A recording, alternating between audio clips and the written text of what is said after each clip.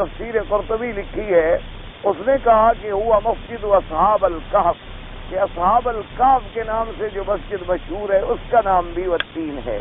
تو لہذا یہ اقوال مبارک ہیں۔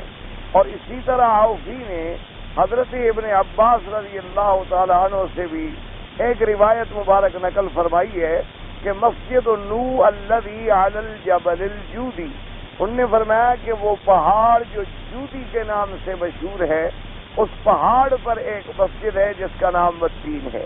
تو یعنی یہ مفسرین کرام رحمت اللہ علیہم اجمعین کے اقوال مبارک ہیں کہ اللہ تبارک و تعالیٰ نے جو قسم کھائی ہے والتین کی، تو تین سے مراد کیا ہے؟ حضرت مجاہد رحمت اللہ علیہ فرماتے ہیں کہ ہوا تینکم، ان نے فرمایا کہ تین سے مراد یہی انجیل ہے، جو انجیل تم استعمال کرتے ہو، اور زیتون سے مراد بھی یہی زیتون ہے جو تم استعمال کرتے ہو اپنے کھانے میں۔ اور جیسا کہ الحمدللہ آپ پہلے خلاصہ درس میں تفصیل کے ساتھ یہ باتیں سن چکے ہیں اور پڑھ چکے ہیں کہ تین انجیر کے بارے میں بھی روایات میں کافی فضیلت موجود ہے۔ حضور صلی اللہ علیہ وسلم نے انجیر جو ہے خود بھی استعمال فرمایا ہے، یعنی انجیر کا پھل جو ہے وہ میرے آقا سرکار مدینہ صلی اللہ علیہ وعلی آلہ وسلم نے خود بھی تناول فرمایا۔ اور ایک روایت میں آتا ہے آپ نے یہ بھی فرمایا کہ اگر میں یہ کہوں کہ یہ جنت کا پھل ہے تو درست ہے، کیونکہ جنت کے پھل بھی ایسے ہوں گے بلا حجم جن کے اندر کوئی گٹھلی نہیں ہوگی۔ تو اس لیے بہرحال یہ اقوال مبارک ہیں۔ اور بعض علماء یہ فرماتے ہیں کہ قاعدہ یہ ہوتا ہے کہ جب قرآن مبارک میں ایک لفظ اللہ تبارک و تعالی عموم میں ارشاد فرمائیں اور کسی چیز کو پابند نہ کریں، یعنی لفظ تین ہے، اب تین کا اطلاق مسجد دمشق پر بھی ہے، تین کا اطلاق مسجد اصحاب الکہف پر بھی ہے، اور تین کا اطلاق اس مسجد پر بھی ہے جہاں حضرت نوح علیہ السلام کی کشتی مبارک کو جب اللہ تبارک و تعالی نے طوفان میں محفوظ فرما لیا اور باقی تمام قوم جو تھی وہ غرق ہو گئی، تو اس کشتی کو جو کنارہ ملا تو وہ جبل جودی پہ ملا ہے۔ تو جبل جودی پر ایک مسجد ہے جس کا نام مسجد التین ہے۔ اور ویسے تو جبل جودی کے بارے میں بھی بڑے اختلاف ہیں۔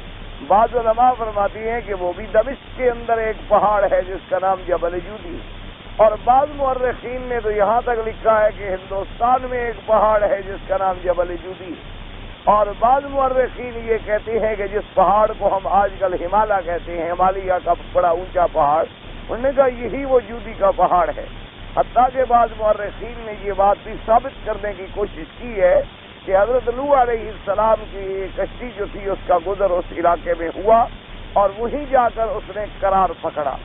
اور بعض قبریں بھی ایسی پائی جاتی ہیں جن کے بارے میں یہ بات وہاں مشہور ہے، اور بعض مورخین نے اس کا ذکر بھی کیا ہے کہ یہ نوح علیہ السلام کی اولاد ہے، لیکن اللہ اعلم بحقیقت الحال، اللہ تبارک و تعالی ہی حقیقت الحال کو جانتے ہیں۔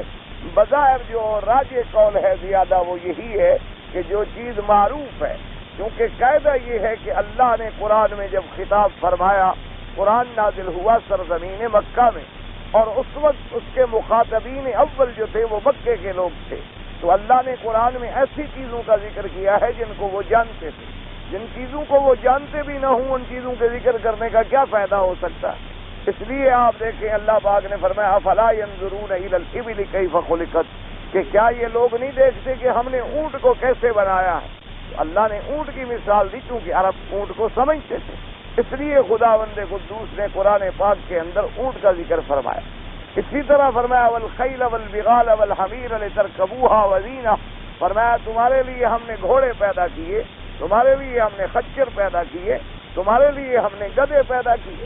اور اسی طرح اللہ تبارک و تعالی نے فرمایا ومن البقر اثنین ومن الضأن اثنین ومن المعز اثنین، اللہ تبارک و تعالی نے بکریوں کا ذکر فرمایا، اللہ تبارک و تعالی نے بھیڑوں کا ذکر فرمایا، اللہ تبارک و تعالی نے ابل اور بکر کا ذکر فرمایا، جو چیزیں عرب جانتا تھا۔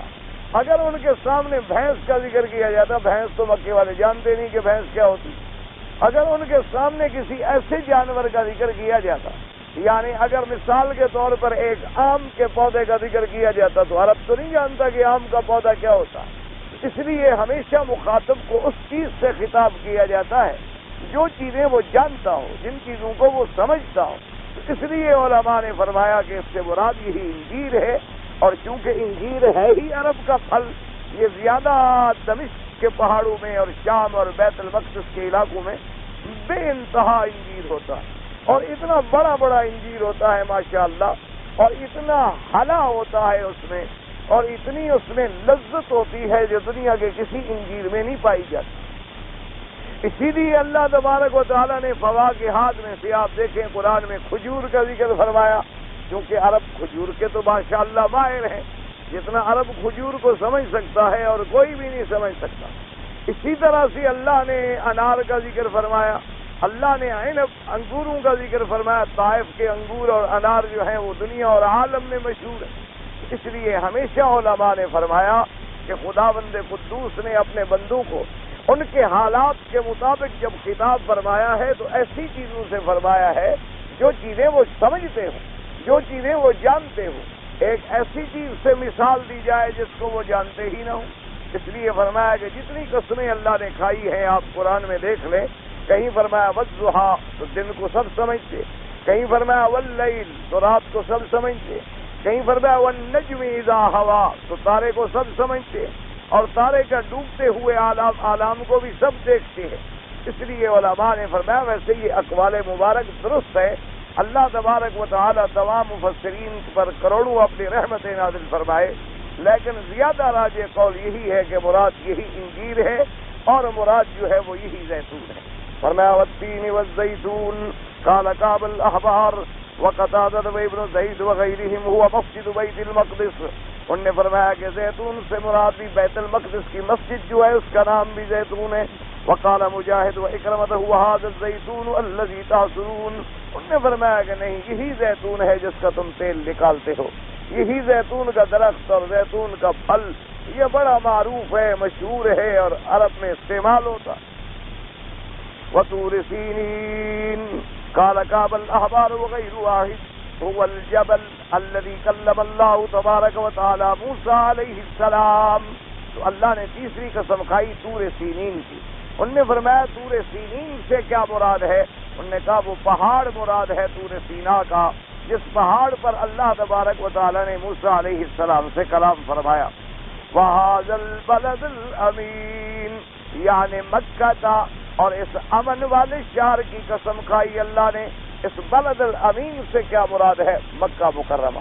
تو ایک اصولی بات ہے، ویسے بھی آپ دیکھیں کہ طور سینین چونکہ شام کی بات ہے، مصر کی بات ہے، سب جانتے ہیں، اسی طرح بلد الامین کو بھی سب جانتے ہیں، اور تین اور زیتون سے ایسی چیز لائی جائے جو عرب نہ جانتے ہوں تو یہ بات بڑی مشکل ہو جائے گی۔ اس لیے فرمایا گیا علماء کرام نے کہ راجح قول مبارک یہی ہے کہ اللہ نے قسم کھائی کہ مجھے قسم ہے انجیر کی، مجھے قسم ہے زیتون کی، اور مجھے قسم ہے طور سینا کے اس پہاڑ کی، اور مجھے قسم ہے اللہ نے فرمایا اس شہر امن والے کی یعنی مکہ مکرمہ۔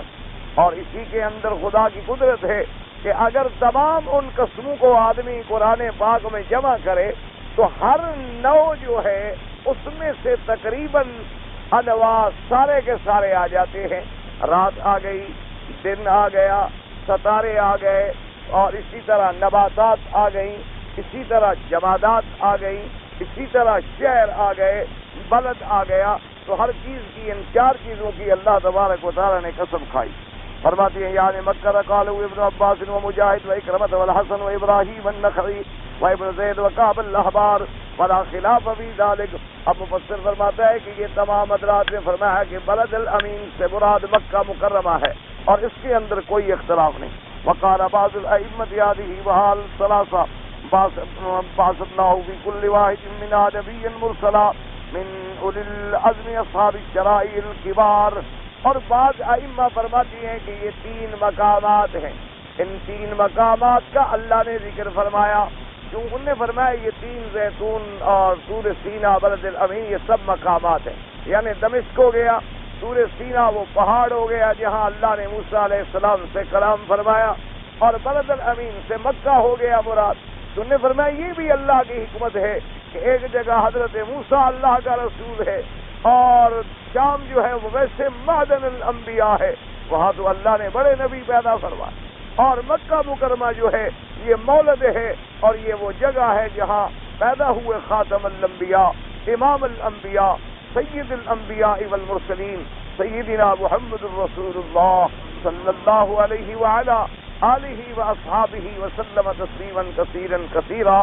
تو بعد ائمہ نے فرمایا کہ اللہ نے یہ 3 محل ذکر کیے ہیں جو محل بعثت انبیاء کا مرکز ہے، یعنی جہاں جہاں کوئی اللہ کا پیغمبر پیدا ہوا ان کی اللہ تبارک و تعالیٰ نے قسم کھائی ہے۔ فالاول محلۃ التین والزیتون وہی بیت المقدس الذی بعث اللہ فیہا عیسیٰ ابن مریم علیہ السلام۔ اور بعض ائمہ نے فرمایا کہ تین اور زیتون جو ہے بیت المقدس کے ایک محلے کا نام ہے، اور یہ وہ محلہ ہے کہ جہاں پیدا ہوئے حضرت عیسیٰ ابن مریم علیہ السلام۔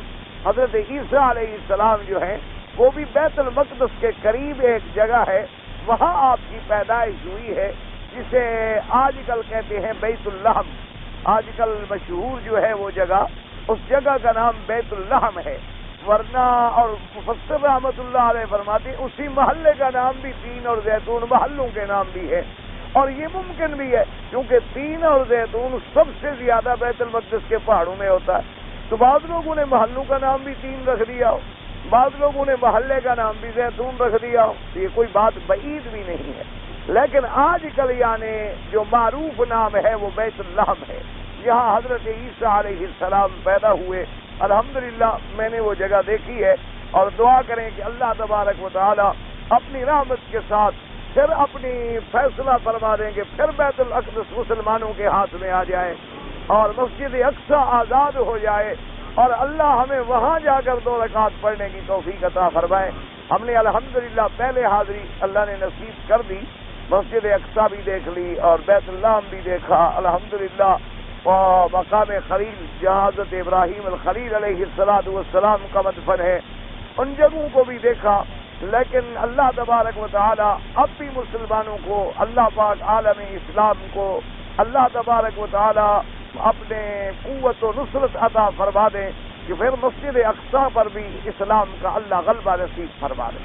تو اس لیے فرمایا کہ یہ التین والزیتون جو ہے یہ محلۃ بیت المقدس، یہ بیت المقدس کے ایک محلے کا نام ہے، الذی ولد فیہا عیسیٰ ابن مریم علیہ السلام، جہاں عیسیٰ ابن مریم علیہ السلام کی پیدائش ہوئی۔ یہ ہمارے گناہوں کا اور ہمارے سیئات کا اور ہماری بدعمالیوں کا اور ہمارے دین سے ہٹ جانے کا وجہ ہے کہ اللہ کا وہ قبلہ اول مسجد اقصی جس میں تمام انبیاء علیہ السلام تشریف لے گئے، اور جس میں ہمارے آقا خاتم الانبیاء صلی اللہ علیہ وسلم معراج کی رات میں تشریف لے گئے، آج یہودیوں کے قبضے میں ہے۔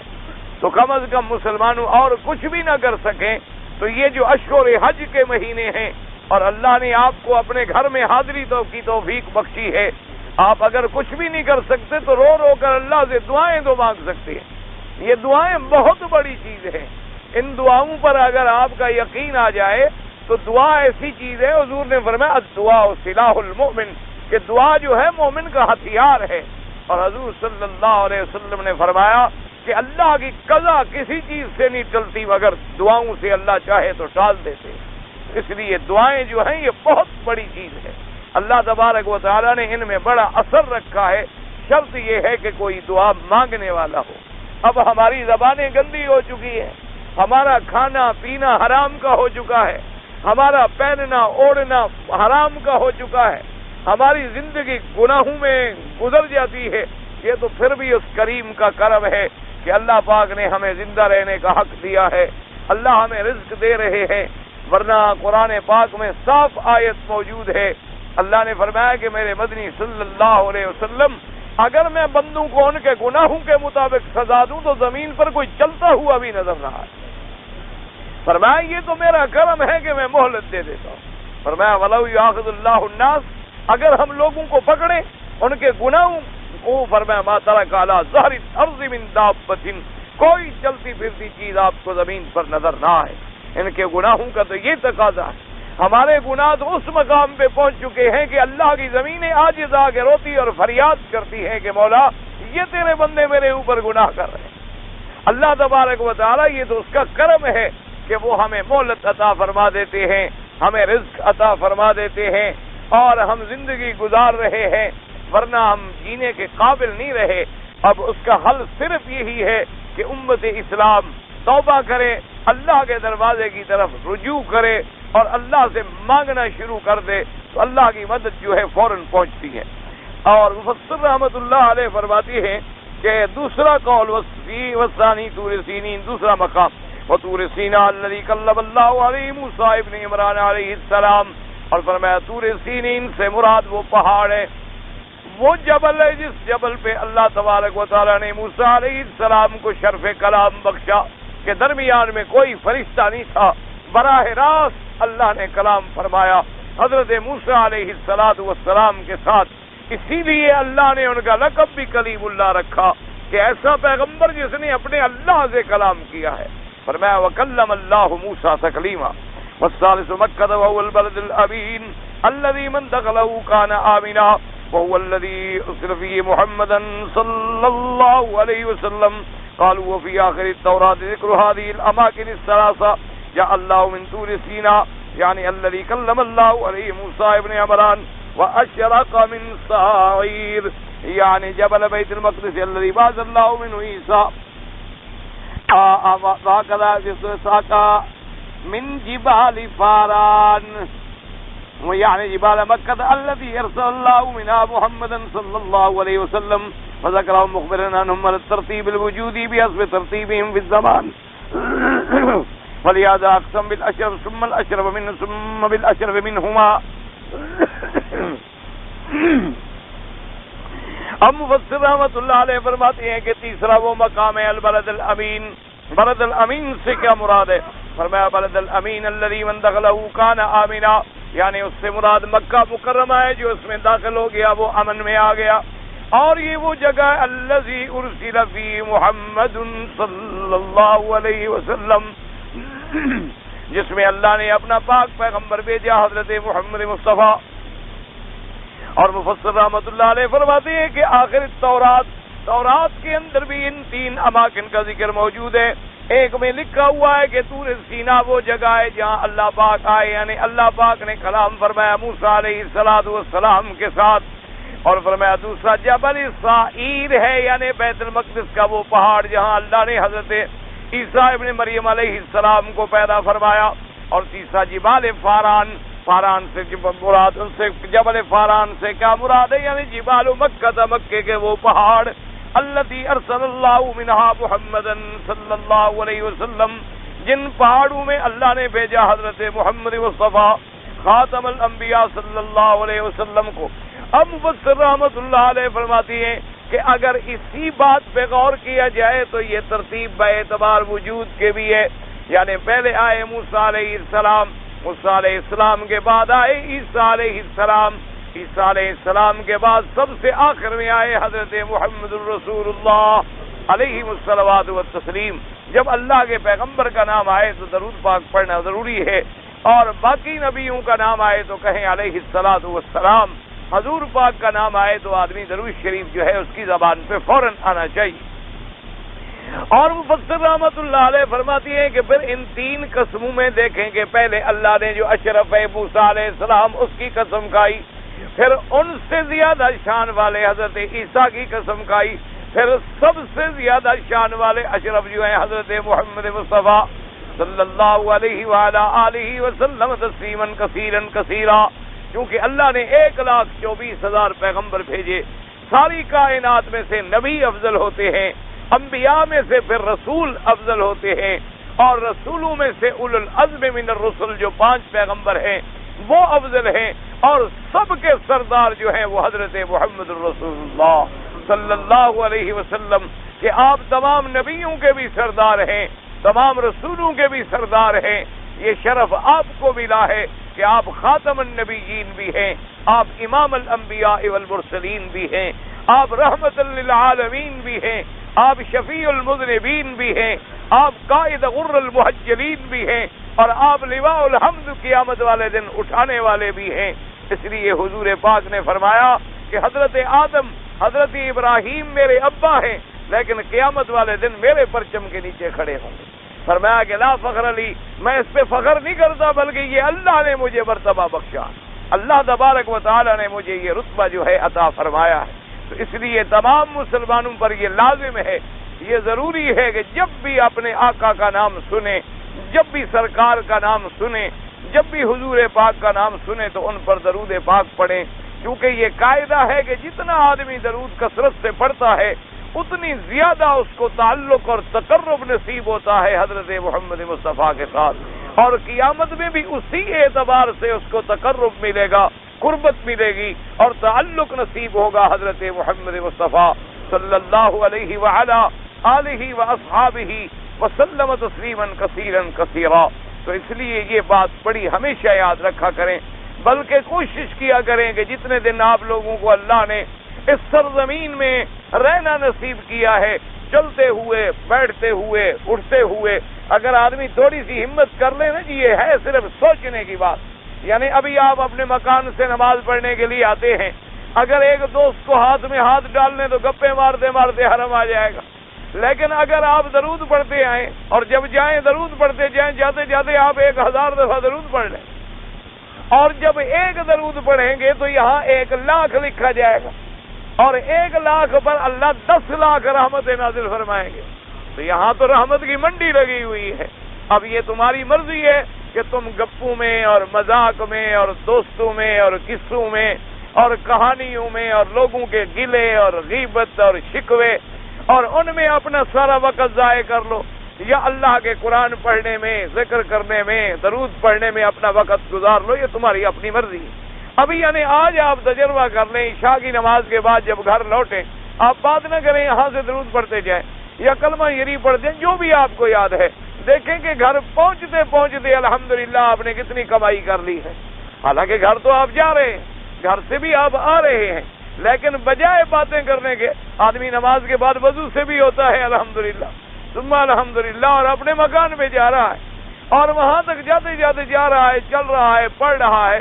کیونکہ مسلمان کا تو قاعدہ یہ ہونا چاہیے کہ اگر آدمی دکان پہ کھڑا ہے، مزدوری کر رہا ہے، ہاتھ کام میں ہو اور زبان پہ ذکر خدا ہو اور دل میں یاد خدا ہو اور فکر خدا ہو، اور پھر دیکھیں کہ دنیا کے اندر کیسے برکات آتے.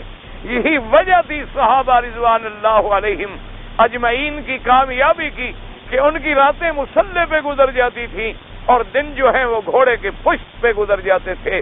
وہ جہاد میں ہوتے تھے، وہ سفر میں ہوتے تھے، وہ حضر میں ہوتے تھے، ہر وقت ان کی زبانیں جو ہیں اللہ کے ذکر سے تر رہتی. اس وجہ سے پھر جہاں جاتے تھے کامیابی حاصل ہوتی. تو اس لیے جب بھی نام آئے تو سب سے اشرف فرماتی ہے، سب سے اعلیٰ مرتبہ جو ہے وہ کس کا ہے؟ حضرت محمد مصطفیٰ.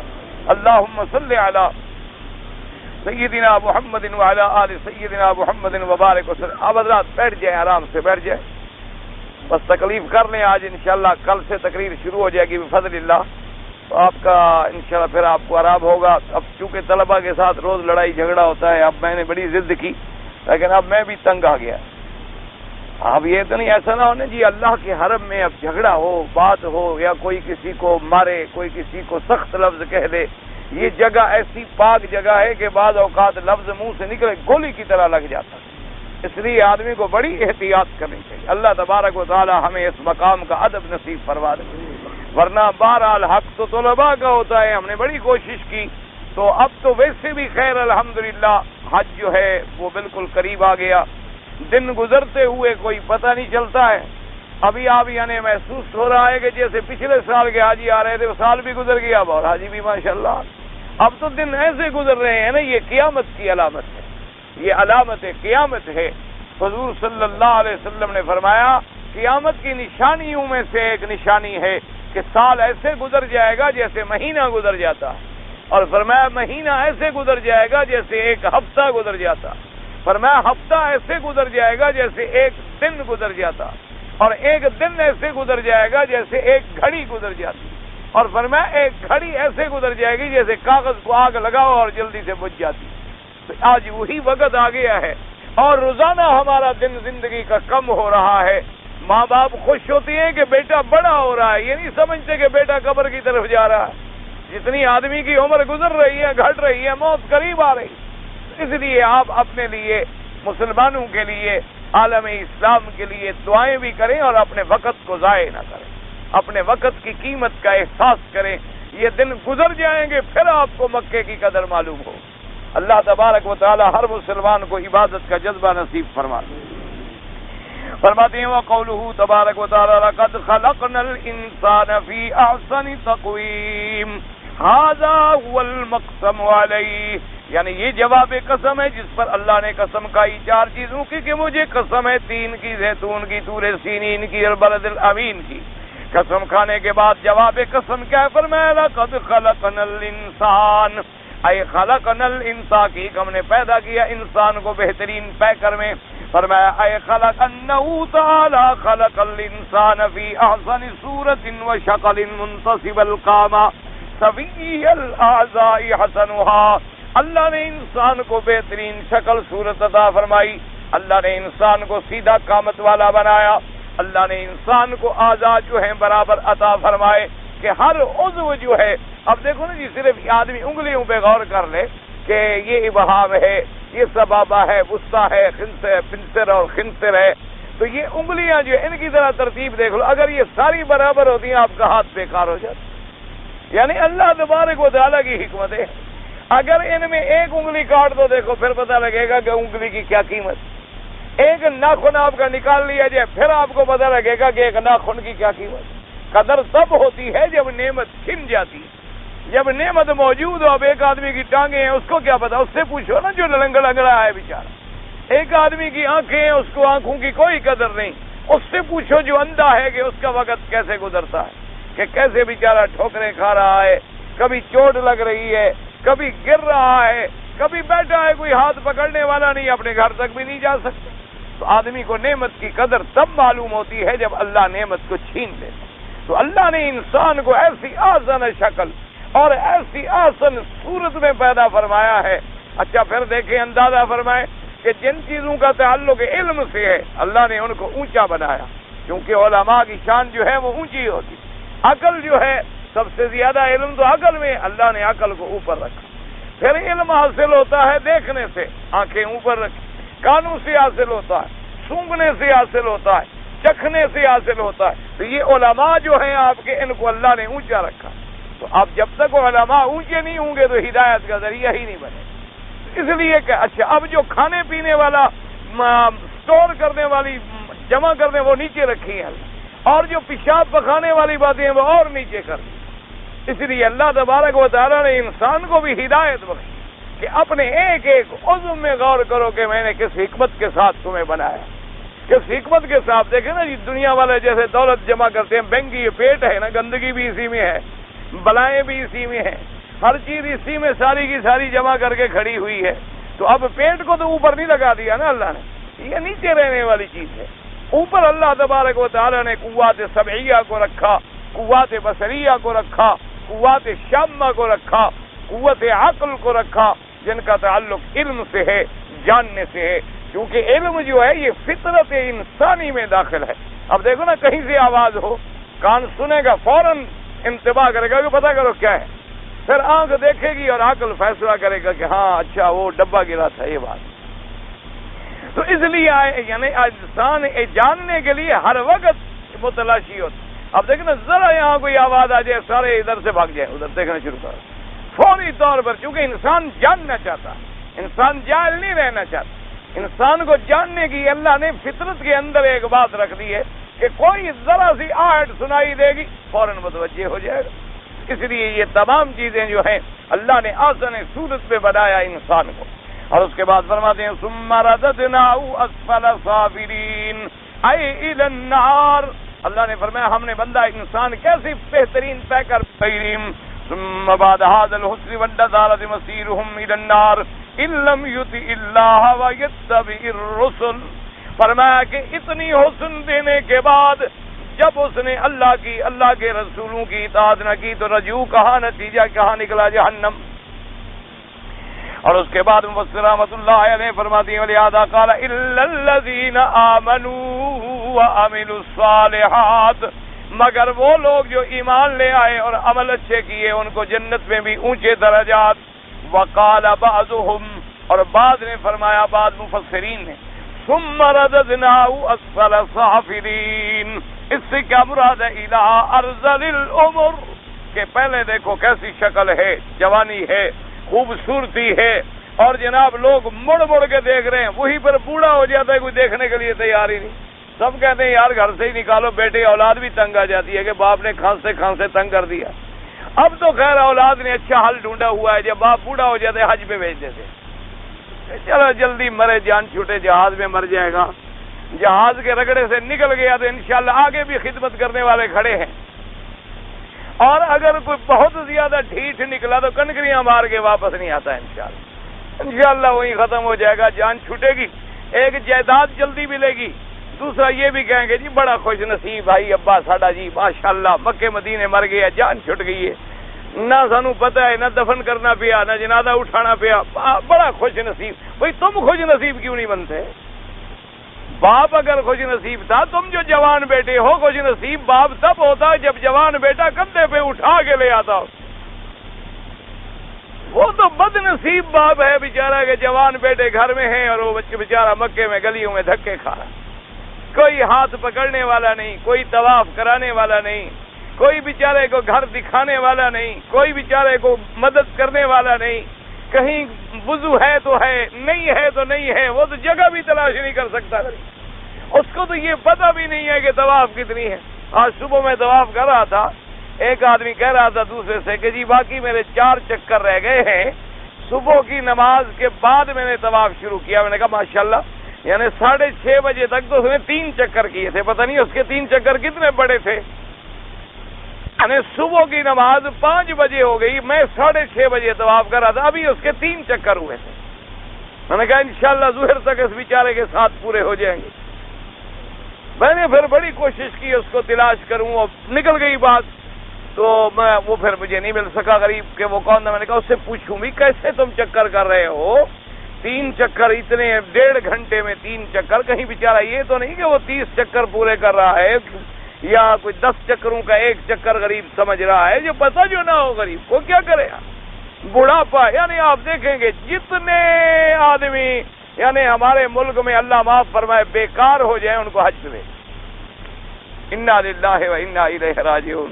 دعا کرو اللہ پاک ان پر رحمت فرمائے جو آ گئے ہیں، جس کو اللہ نے بلا لیا، اللہ آسان فرما دے، اللہ ان کی مشکلات آسان فرما دے، اللہ ان کے لیے حج کو آسان فرما دے، اور جن اولادوں میں حیا نہیں، اللہ ان کو اپنے والدین کی اطاعت اور حیا نصیب فرمائے۔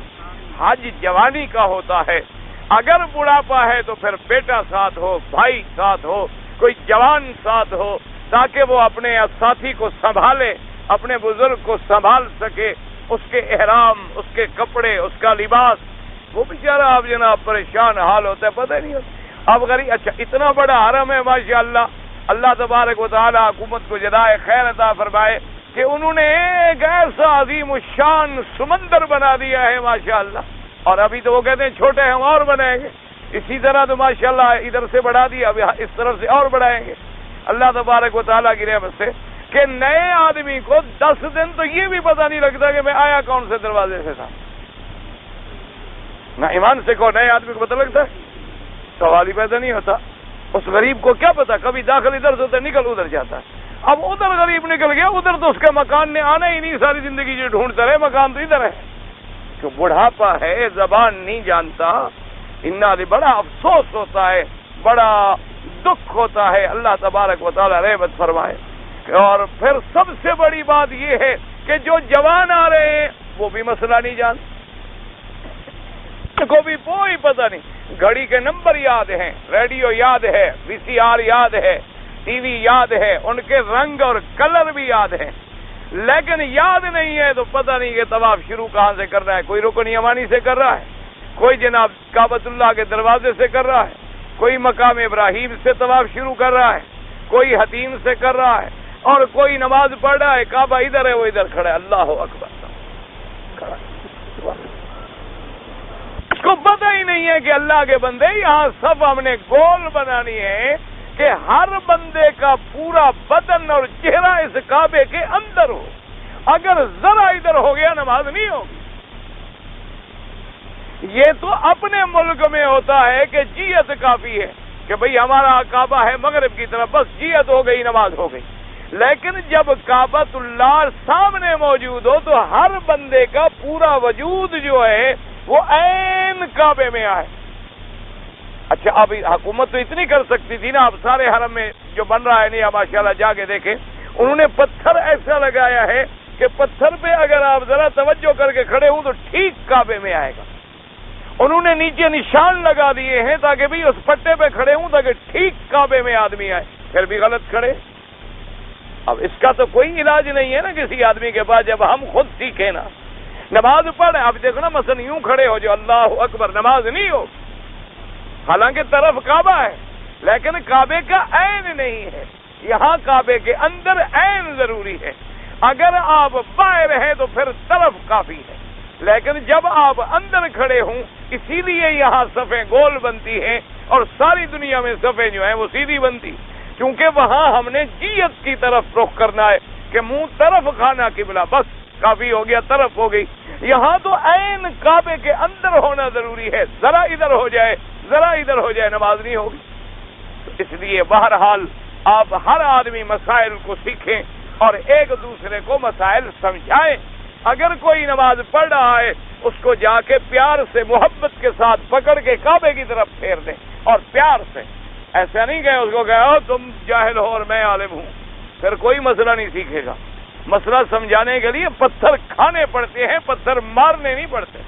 حضور پاک نے جو دنیا کو دین سکھلایا پتھر کھا کے سکھلایا.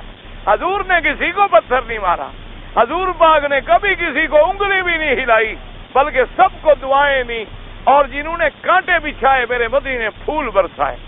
اس لیے اگر دین سکھلانا ہے تو پیار سے محبت سے اس کے ساتھ بیٹھ جاؤ. ابا جان، بابا جان، دادا جان، آپ نماز ذرا ٹھیک نہیں پڑھ رہے تھے، حرم شریف کی نماز ہے، میں آپ کا خادم ہوں، آپ کا بیٹا ہوں، آپ کا بچہ ہوں، مہربانی کریں صفیں ٹھیک بنائیں. اچھا 12 حاجی آپ دیکھ لیں، ابھی عشاء کو دیکھ لینا، ایک آدمی جو کھڑا ہے بس کھڑا ہے، اللہ اکبر، سب ادھر ہی کھڑا ہے. نماز نہیں ہوتی ہے جب تک کہ وہ صف کے اندر نہ جائے. بلکہ میرے آقا کا فرمان ہے، فرمایا ان اللہ لا ينظر الى الصف الاعوج، فرمایا اگر صف ٹیڑھی ہو جائے اللہ نظر نہیں فرماتے پوری صف. یعنی آپ اندازہ کریں ٹیڑھے 2 آدمی ہوئے اور اللہ کی نظر سے سارے محروم ہو گئے. کتنا بڑا گناہ ہے کہ اگلی صف خالی پڑی ہوئی ہے اور یہ جناب یہاں کھڑے ہیں. زمین جنبت نہ جنبت گل محمد، زمین کو زلزلہ آ جائے حاجی نہیں ہلے گا. اور خدا کے بندے نماز نہیں ہوتی، فوراً آپ سلام پھیر کے صف میں مل جائے، پھر جا کے اللہ اکبر کر کے اپنے شامل ہو جائے ہمیشہ. اور اگلی صف پسند میں یہاں کھڑا ہوں، میرے آگے جگہ خالی ہے تو میں گناہگار ہوں، میرا مجھ پر حکم ہے کہ میں اس کو پر کروں. پھر جو میرے پیچھے کھڑا ہے وہ میری جگہ پر کر. جب تک صفیں ٹھیک نہ ہوں، صفیں برابر نہ ہوں، قدم سے قدم ملا ہوا نہ ہو اور کندھے سے کندھا برابر نہ ہو اور عین قبلے کی طرف رخ نہ ہو، نماز نہیں ہوتی. اسی طرح جیسے ہمارے کافی ساتھی ماشاءاللہ نمازیں پڑھتے، کوئی اللہ کو نہیں کر، کوئی اللہ کو، کوئی یوں باقاعدہ پکڑ کے کھڑے ہوتے. تو پتہ نہیں کوئی اللہ معاف فرمائے، جب ہم بچے تھے پڑھتے تھے نا استاد کان پکڑواتے تھے، میں نے کہا یہ پتہ نہیں کون سی نماز ہے کہ کان پکڑ کے ہوتی ہے. بعض جناب ایسے کر کر کے پتہ نہیں کیا نماز. انا للہ و انا. اچھا کعبے کا حجر اسود کو کریں گے وہ سر تو کھڑے ہیں، اللہ اکبر اللہ اکبر اللہ. خدا کے بندے کیا ہے مار رہے ہو حجر اسود کو؟ بھائی ایک دفعہ بسم اللہ اللہ اکبر ختم، دوسرے کا راستہ نہ روکو. یہ تھوڑا کہ دیوار بن کے تم کھڑے ہو جاؤ 3 دفعہ کرنے کے لیے تو پیچھے والے کہاں جائے غریب؟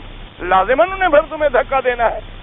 اصولی بات ہے کہ جا رہے ہیں 1 سیکنڈ رکے، بسم اللہ اللہ اکبر بسم اللہ اللہ اکبر اور چلے گئے. اور نماز میں آپ کے ہاتھ جو ہے وہ بھی کعبے کی طرف متوجہ ہوں اور کانوں کی لو کے برابر ہوں. یہ نہیں کہ پکڑ لو، یہ نہیں کہ ضرور ہاتھ لگا اور انگلیاں اندر ٹھونسو، یہ نہیں ہے. مقصد ہے کہ برابر ہوں اور ہاتھ بھی کعبے کی طرف ہوں، ان کی توجہ بھی کعبے کی طرف ہو. اور جب سجدہ کریں تو پورے 7 اعضاء زمین پر ہوں، تب جا کے سجدہ مکمل ہوگا. یہ نہیں کہ ناک رکھو اور پیشانی نہ رکھو، پیشانی رکھو اور ناک نہ رکھو، پیشانی اور ناک رکھ لو اور پیچھے ٹانگیں اٹھا لو.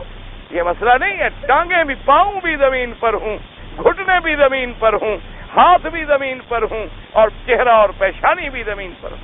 اور بعض لوگ جب نماز پڑھتے ہیں تو ہاتھ یوں زمین پہ بچھا لیتے ہیں. کتنا سخت لفظ فرمایا میرے آقا نے، حضور نے فرمایا لا تفترشوا کما تفترش الکلب، فرمایا جیسے کتا ہاتھ بچھاتا ہے ایسے نہ بچھایا کرو۔ اب اس سے بڑا سخت لفظ ہے جس کو حضور کتا کہہ دے، باقی اس کے پلے میں کیا حکم ہے کہ ہاتھ اتنے اونچے ہونے چاہیے کہ نیچے سے کوئی چیز گزر جائے تو گزر جائے، اگر زیادہ رش ہے تو پھر بھی ہاتھ تھوڑے اونچے ہونے چاہیے، زمین پر بچھے ہوئے نہیں ہونے چاہیے۔ ہمیشہ نماز پڑھنا سیکھو، ایک دوسرے کو سکھلاؤ، ایک دوسرے کو صفیں بنانے میں مدد کرو، یہ نہیں کہ بیٹھے آرام سے تکبیر ہو رہی ہے بیٹھے، جب نماز کھڑی ہو جائے گی چلو جی اٹھو جی اللہ اکبر، یہ نماز نہیں، نماز شوق سے پڑھو، جذبے سے پڑھو کہ اللہ نے ہمیں آج اس مقام پہ نماز نصیب کی ہے جہاں جبریل پھرتا تھا، اس مقام پہ نماز نصیب کی ہے جہاں قدم لگے ہوں گے میرے مدنی محمد مصطفیٰ کے، جہاں انبیاء آئے، جہاں صحابہ آئے، جہاں اولیاء آئے، آج ہم جیسے گناہگار بھی کھڑے ہیں۔ تو اس لیے آدمی ذوق سے، شوق سے، توجہ سے اور مسائل سیکھیں، نماز کے سیکھیں، حج کے سیکھیں، ایسا نہ سمجھیں کہ چلو جہاں لوگ جائیں گے ہم بھی چلے جائیں گے، لوگ اگر عرفات جائیں گے ہم بھی عرفات، لوگ جدہ چلے جائیں ہم بھی جدہ چلے جائیں۔ یہ کوئی حج ہے، کوئی مذاق، یہ تو دین ہے، رکن ہے، ارکان الاسلام ہے، اور ہر زبان میں کتاب موجود ہے، اردو میں موجود ہے، فارسی میں، پشتو میں، بنگلہ میں، برمی زبانوں میں، ہندی میں، سندھی میں، انگریزی میں، کوئی لغت ایسی نہیں جس میں علماء نے خدمت نہیں کی، لیکن تم فائدہ نہ اٹھاؤ تو تمہارے ذمہ ہے، تمہارا کام ہے کہ کتابوں کو پڑھو، مسائل کو سمجھو، جو سمجھ نہ آئے وہاں نشان لگا دو کہ یہ بات مجھے سمجھ نہیں آئی، وہ کسی عالم سے جا کر سمجھ لو کہ جی باقی بات مجھے سمجھ آ گئی لیکن یہ جگہ سمجھ نہیں آ رہی، مجھے سمجھا دیں کہ کیا ہے، تاکہ جب حج پڑھو تو صحیح حج پڑھو سنت محمد مصطفیٰ کے ساتھ۔ اللہ سے دعا کر لو اللہ سب کو نصیب فرما دے اور اللہ سب کے لیے آسانیاں پیدا فرما دے۔ اللہ تبارک و تعالی تمام آنے والوں کو اور تمام جو پہنچے ہوئے ہیں، جو آ رہے ہیں، جو چل رہے ہیں، اللہ عزت، عافیت، صحت اور سلامتی کے ساتھ اور صحیح عقیدے کے ساتھ حج نصیب فرمائے۔ اس لیے بات فرماتے ہیں کہ اللہ تبارک و تعالیٰ پھر اس کو بوڑھا کر دیتے ہیں۔ ابن عباس نے اکرم من جمال قرآن لم يرد الى ارذل العمر، حضرت اکرمہ فرماتے تھے کہ جس نے قرآن حفظ کیا اللہ پاک اس کو اتنا بوڑھا کر کے بے عقل نہیں کرتے۔ مختار ذلك ابن جرير ولو كان هذا هو المراد لما حصل استثناء المؤمنين من ذلك لان الحرم قد يصيب بعضهم۔ اب مفسر نے فرمایا کہ اگر ہم یہ مراد لے لیں بوڑھے ہونے والی بات تو بوڑھا تو مومن بھی ہوتا ہے اور کافر بھی ہوتا ہے، پھر الا الذين آمنوا استثناء کیسے بنے گا؟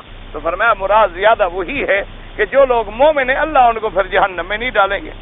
اور اس کے بعد فرماتے ہیں انما المراد ما ذکرناه كقوله تعالى والعصر ان الانسان لفی خسر الا الذين آمنوا وعملوا الصالحات وقوله تعالى فلهم اجر غیر ممنون اي غیر مقطوع كما تقدم، ان کو اتنا ثواب ملے گا جو ثواب پھر ختم ہونے والا نہیں ہوگا۔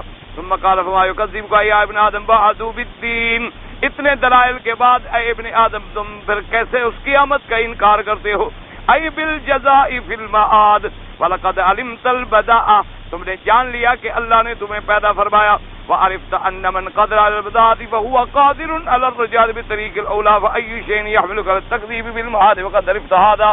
اللہ نے فرمایا کہ جب ہم نے تمہیں پیدا کیا بچپن سے جوانی پھر بڑھاپا عطا کر دیا، جو تمہیں پیدا کرنے پہ قادر ہے تمہیں مارنے پہ بھی قادر ہے اور دوبارہ بنانے پر بھی قادر ہے، پھر کس چیز سے تم انکار کریں؟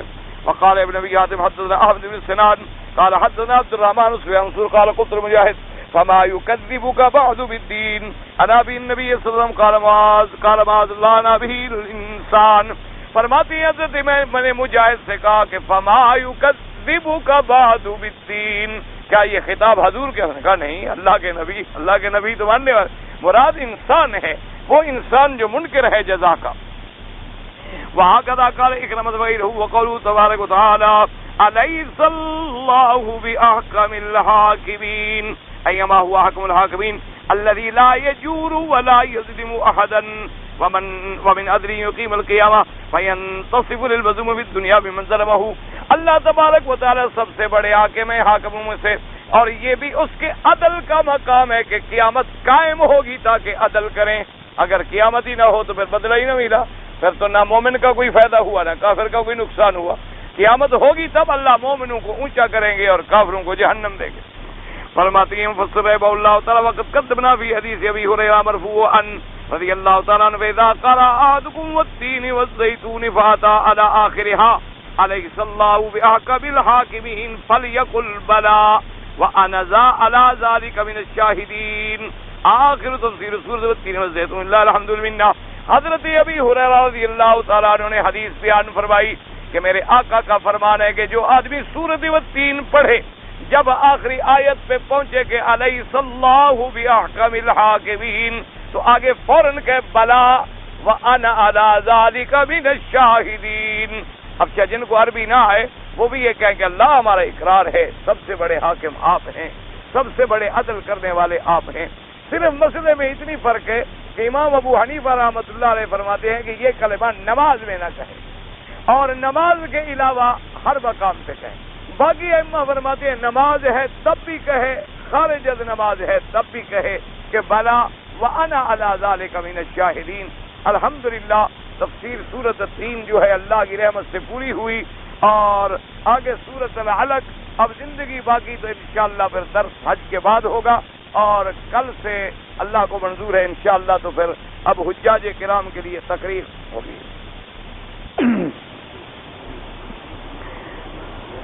ایک آدمی آپ کا درس بھی سنتا ہے, روزہ بھی رکھتا ہے, فلم بھی دیکھتا ہے. اچھا اللہ دعا کرو بھی اللہ ہدایت دے, اللہ تبارک و تعالی ہدایت دے. بہرحال تو بار صورت ہم تو بھائی دعا ہی کر سکتے ہیں اور ہماری کیا طاقت ہے.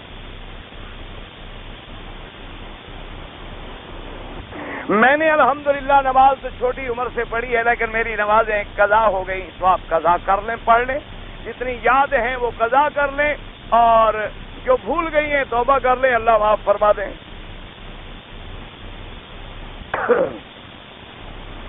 ایک لڑکا ہے بیمار تھا, اس کو قے منہ بھر کے آ گئی روزے میں. تو بہرحال امام ابو حنیفہ رحمۃ اللہ علیہ فرماتے ہیں کہ اگر قے معمولی تھی تھوڑی تھوڑی تھی تو کوئی بات نہیں, اگر اتنی قے آئی کہ منہ بھر گیا تو فرماتے ہیں ٹوٹ گیا پھر روزہ قضا کر لیں. اس لیے کہ جب منہ بھر جائے تو لازمی بات ہے کچھ نہ کچھ پھر اندر بھی لوٹ جاتی. اصل وجہ یہ ہو اگر تھوڑی ہو تو آدمی نکال لیتا ہے جب, لیکن اگر وہ بے ساختہ منہ بھر کے نکلے تو کتنا ہی باہر پھینکو کچھ نہ کچھ حصہ واپس چلا جاتا ہے. تو اگر کوئی چیز منہ سے یا سبیلین سے جوف معدہ میں داخل ہو جائے تو روزہ ٹوٹ جاتا ہے. اس لیے وہ فرماتے ہیں کہ اگر کہ منہ بھر کے آئے تو روزہ ٹوٹ جائے گا اور کفارہ یہ ہے کہ قضا کرے بس.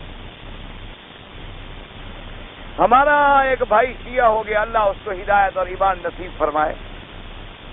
میں حجر اسود سے پتہ نہیں کب آیا حجر اسود. ہاں اچھا, حجر اسود کے بارے میں جاننا چاہتا ہوں کہ کب آیا. انشاءاللہ تقریروں میں انشاءاللہ. میری ماں تندرست ہے لیکن مالی وسعت نہیں ہے, اس نے حج بھی نہیں کیا. تو اگر آپ وہ غریب ہے اس پہ حج فرض نہیں ہے, اگر آپ اس کا حج کرانا چاہتے ہیں حج نفل تو آپ کر سکتے ہیں, کوئی بات نہیں. ہم نے 2 آدمی تھے, ہم نے عمرہ کیا. عمرہ کرنے کے بعد جب ہم دونوں فارغ ہو گئے تو ہم نے ایک دوسرے کا سر جو ہے اس طرح پھیرا. ٹھیک ہے, کوئی حرج نہیں. اذان جب ختم ہوتی ہے تو آپ دعا کرتے ہیں, کوئی دعا بھی اللہ کا ذکر ہے. ایک آدمی بھی جواب دے رہا ہو اذان کا تو کافی ہے.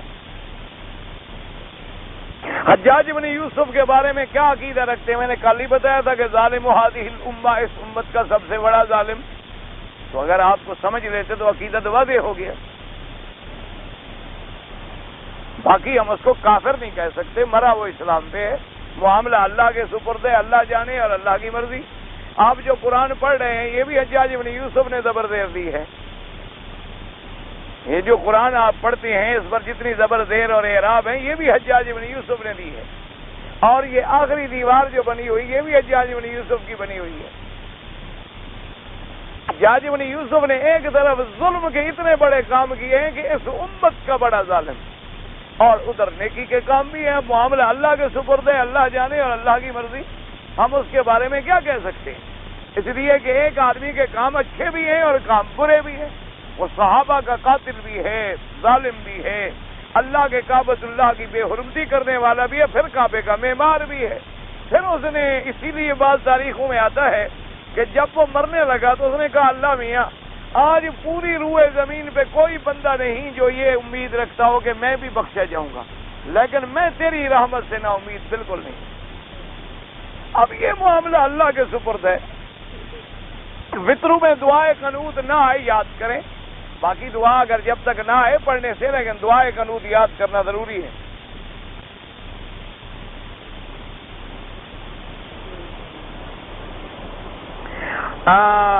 احرام حج کے دوران پیشاب کا قطرہ ہے، وضو برقرار، وضو تو ٹوٹ جائے گا۔ اگر ایک بیماری ہے کہ قطرہ رکتا ہی نہیں تو ہر نماز کے لیے آپ وضو نیا کریں، پھر نماز پڑھ لیا کریں چاہے قطرہ آتا رہے۔ ایک ہے کہ کبھی کبھی آتا ہے، اسی لیے تو حکم ہے کہ آدمی ڈھیلا استعمال کرے۔ اگر ڈھیلا استعمال نہ کرے تو یہ جو رومال ملتے ہیں، ٹیشو وغیرہ، یہ استعمال کر لے تاکہ اچھی طرح یقین ہو جائے کہ قطرے آنے بند ہو گئے۔ لیکن ایک آدمی بیمار ہے، قطرے بند ہوتے ہی نہیں، تو وہ مجبور ہے وہ ہر نماز کے لیے وضو نیا کرے اور ایک انڈرویئر رکھ لے، اس کو دھو ڈالا کرے اور پھر نماز پڑھتا رہے۔ یہ جو انشورنس کراتے ہیں ہمارے ہاں، یہ جائز ہے نہیں جائز ہے؟ کیونکہ انشورنس کے اندر سود بھی آتا ہے اور جوا بھی آتا ہے۔ جوا بھی یہی ہوتا ہے نا کہ میں نے 10 روپے کا پتا پھینکا اور 1000 مل گیا، تو انشورنس میں جوا بھی آتا ہے کہ میں نے قسطیں 2 بھری اور مر گیا تو پیسے سارے مجھے مل گئے، اور اگر نہ بھرے اور پیسے پورے جمع ہو گئے تو واپس سود کے ساتھ ملے۔ اس لیے علماء نے کہا یہ حرام۔ مکئی اور گندم کا فصل جو ہے اس کا 10واں حصہ نکالنا ہے یا 20واں حصہ نکالنا، یہ تو پانی پر ہے۔ یعنی اگر پانی آپ کھینچ کے لگاتے ہیں اور کنویں سے لگاتے ہیں پھر 20واں لگائیں، اور اگر پانی آپ کو مفت کا ملتا ہے تو پھر آپ 10واں نکالیں۔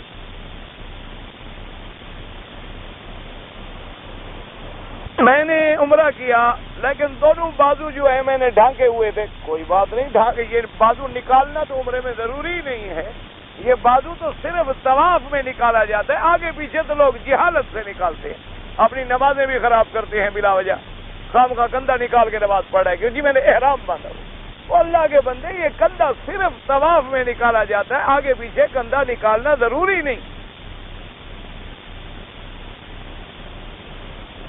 عصر کی نماز جو ہے حضور صلی اللہ علیہ وسلم کے زمانے سے ہے، واجب کی اصطلاح جو ہے یہ ائمہ کی اصطلاح ہے کہ جو نماز حضور نے کبھی نہ چھوڑی ہو، سفر میں بھی اور حضر میں بھی، اس کو وہ واجب کا درجہ دے دیتے۔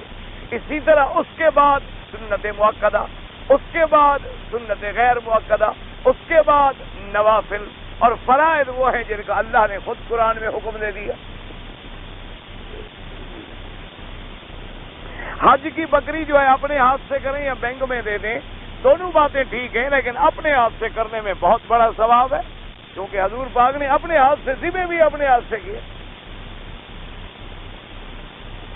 ایک آدمی نے غصے میں آ کر اپنی بیوی کو طلاق دیا ہے، طلاق غصے میں ہی دی جاتی ہے، پیار محبت میں کبھی کوئی طلاق دیتا ہے نہ کبھی آپ نے محبت میں، جب آپ کو محبت کا بہت زیادہ غلبہ ہو تو کہا ہے بیوی کو کہ آج میرا دل کا اور محبت کا تقاضا ہے کہ آپ کو طلاق پیش کروں۔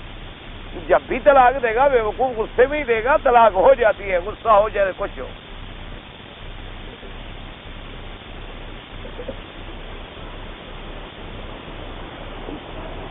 مغرب کی اذان کے بعد نماز سے پہلے کوئی سنت نہیں، اگر پڑھیں تو 2 رکعت پڑھ سکتے ہیں، کوئی منع بھی نہیں۔ عشاء کی نماز کے بعد فرض سے پہلے 4 سنتیں پڑھے مرضی، 2 رکعت پڑھے مرضی، فرض کے بعد 2 سنتیں، 3 وتر، باقی نفل جتنی مرضی آئے پڑھیں۔ سجدہ تلاوت کرتے ہیں تو تسبیح پڑھیں گے، بالکل سبحان ربی الاعلیٰ، سبحان ربی الاعلیٰ پڑھیں گے۔ طواف کرنے میں اگر دعا مانگیں تو ہاتھ اٹھائیں، کوئی ضروری نہیں ہے، دعا زبان سے کر رہے ہیں آپ، اللہ سن رہے ہیں۔ نماز کے بغیر سجدہ کرنا جو ہے علماء نے جائز نہیں لکھا۔ اصل سجدہ وہ ہے جو نماز میں کیا جائے۔ بعض لوگوں کی عادت ہوتی ہے کہ بیٹھے بیٹھے پھر سجدے میں گر گئے اور دعائیں سجدے میں شروع کر دی۔ وہ جو حدیث مبارک میں ہے، حضور نے فرمایا کہ بندہ اپنے اللہ کے زیادہ قریب ہوتا ہے جب وہ سجدے میں ہو، اس سے مراد نماز والا سجدہ۔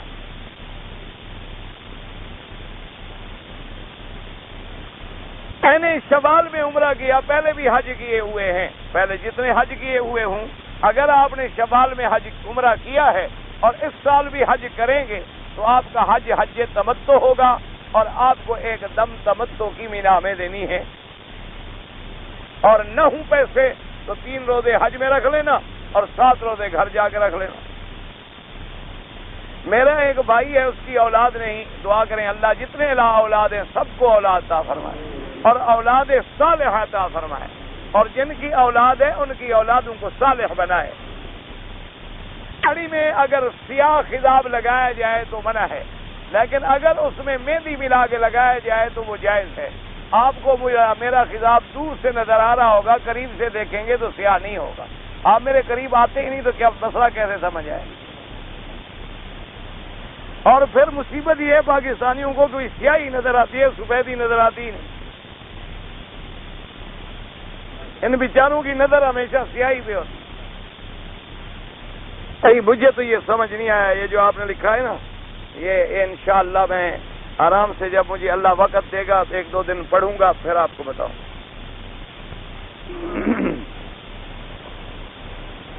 کل کہا تھا پتہ نہیں مبارک گھر میں شادی کافر سے ہوتا، پتہ نہیں، مجھے تو نہیں پتا کیا لکھا ہے آپ نے، مجھے سمجھ ہی نہیں آیا تو جواب کیا دوں۔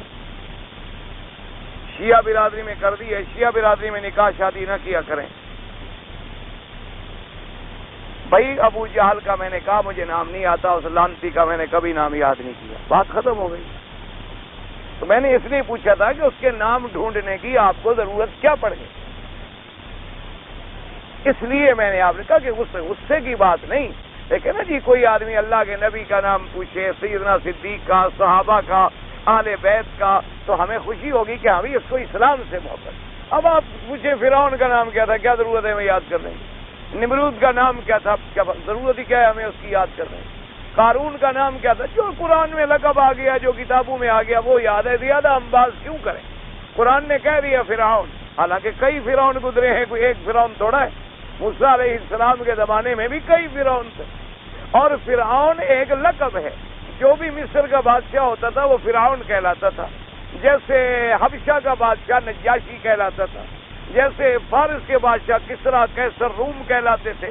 یہ لقب ہے، حالانکہ ان کے نام تو کوئی اور ہوں گے، لیکن ہم ان کے نام ڈھونڈنے میں اپنا وقت کیوں ضائع کریں؟ کوئی وجہ؟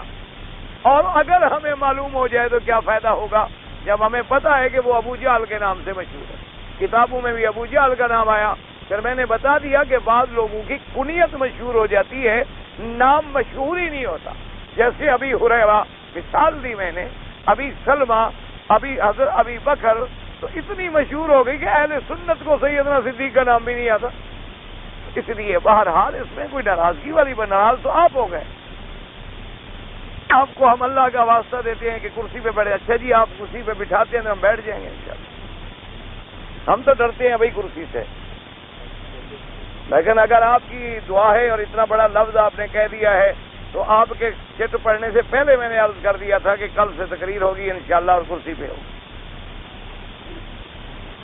میں جناب بیوی عمرے کے لیے آئے، عمرہ ادا کیا، آج مبارک پڑھ کے بعد جانا ہے۔ مالک مکان میرا ٹکٹ 12 ذی الحجہ کو اوکے کیا ہے، تو 12 ذی الحجہ کی رات کو ہماری فلائٹ، آپ 12 کو نہ جائیں، کنکریاں مار کے جائیں، چھوڑ دیں فلائٹ کو، کوئی بات نہیں، فلائٹ پیچھے ہو سکتی ہے، آگے نہیں ہو سکتی، اور اگر کوئی ایسی مجبوری آ جائے تو پھر آپ پر دم پڑے گا، اور دم پتہ ہے یہاں 300 کی ایک بکری ہے، میاں بیوی اور 600 ریال، تو 600 ریال سے بہتر نہیں ہے کہ 20 ریال کسی کو دے دو، یہاں ماشاءاللہ بڑے ایجنٹ کام کرتے ہیں، ہاں وہاں اللہ کی رحمت ہے ماشاءاللہ، یہاں بھی بڑی بلائیں موجود ہیں، دعا کرو اللہ ہدایت دے، اللہ ہمیں بھی ہدایت دے، اللہ ان کو بھی ہدایت دے۔ حاجیوں کو بیچ کے کھا جائیں، پتہ ہی نہ لگنے دیں حاجی پیدا بھی ہوا تھا کہ نہیں پیدا ہوا۔ انا للہ و انا الیہ راجعون، دعا کرو اللہ ہدایت دے، سب کے لیے ہدایت کی دعا کریں۔ آپ ہدایت والے گھر میں آئے ہوئے ہیں، کسی کو بد دعا نہ کریں، ہدایت کی دعا کریں۔ 600 ریال بھرنے سے بہتر نہیں ہے کہ ٹکٹ پیچھے کر لو۔ ملکیت باپ کے اولاد بے کر کا پتہ کیا ہے، زمین کا، یہ بھی مجھے کوئی پتہ نہیں آپ نے کیا لکھا ہے۔ پہلے عمرہ کیا، صفا مروہ پہ 3 چکر لگایا. اگر صفا سے شروع کرے، سنیں، صفا سے مروہ تک 1، مروہ سے صفا تک 2، پھر 3، پھر 4، 5، 6، 7. اگر تم نے اس طرح کیا ہے تو ٹھیک ہے. اگر صرف 3 چکر لگائے صفا نہیں ہوا، ایک بکری دم ادا کرو. میں رمضان میں آیا ہوں، میرے پاس پیسوں کی گنجائش نہیں ہے، تو آپ کا حج مفرد ہے، حج کی بکری آپ پر واجب ہے ہی نہیں. باقی قربانی ہے، مسافر ہو وہ بھی معاف ہو سکتی ہے.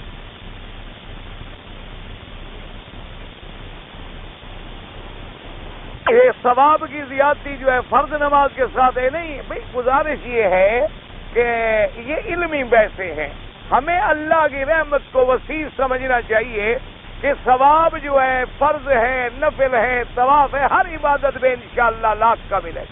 کیونکہ قاعدہ یہ ہوتا ہے کبھی ایک عبادت کا ذکر ہوتا ہے، دوسری عبادت کا ذکر نہیں ہوتا. مثلا کبھی آپ قرآن میں پڑھیں گے کہ